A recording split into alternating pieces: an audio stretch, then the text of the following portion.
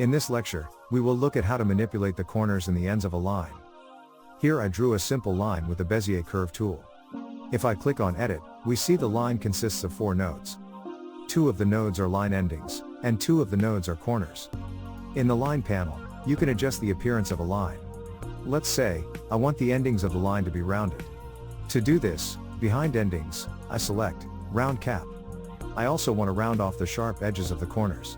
Behind edges, I choose Round Join. With this drawing, I would like the tail lines of the fish to be rounded. I drag over them, and behind endings, I select Round Cap. The fin of the fish has one spiky corner. The other 2 corners were automatically capped off, because there the spike would have been even longer. I want the first corner to look like the other 2 corners. To do this, behind edges, I choose Bevel Join. In the next lecture, we will look at how to make dotted and dashed lines.